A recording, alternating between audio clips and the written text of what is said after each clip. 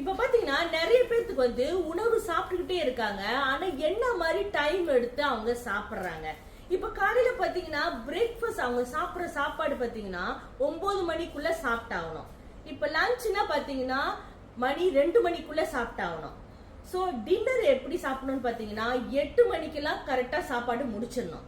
அதுக்கப்புறம் தான் வந்து நம்ம இந்த சாப்பிட்ட சாப்பாடுக்கு வந்து நம்மளுக்கு ஜீரணம் ஆகும், அப்ப செமிக்கும்.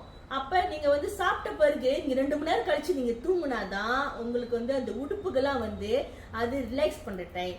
சோ அதோட வேலைப்பாடுலாம் பாத்தீங்கன்னா அது கரெக்டா அது வேலைப்பாடு செஞ்சுட்டு இருக்கோம். சோ இது கரெக்டான சாப்பாடா இருக்காதனால நம்ம தள்ளி தள்ளி போறதுனால நம்ம உடம்புல காத்து பூந்துருது.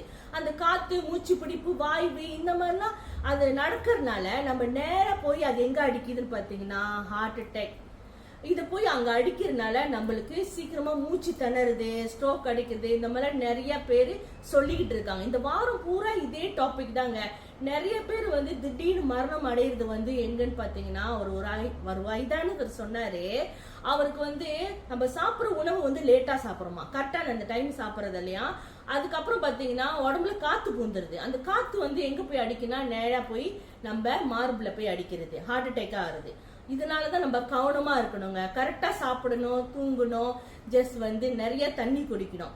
இன்னும் இதை பத்தி உங்களுக்கு விவரம் தெரியணும். சோ இதெல்லாம் தவிர்க்கிறதுக்கு என்ன செய்யலாம் அப்படின்னு கேட்டீங்கன்னா எனக்கு நீங்க பயோல லிங்க் இருக்கு, தட்டி என்னை தொடர்பு கொள்ளுங்க, நான் உங்களுக்கு சொல்றேன். ஓகே, நன்றி, வணக்கம்.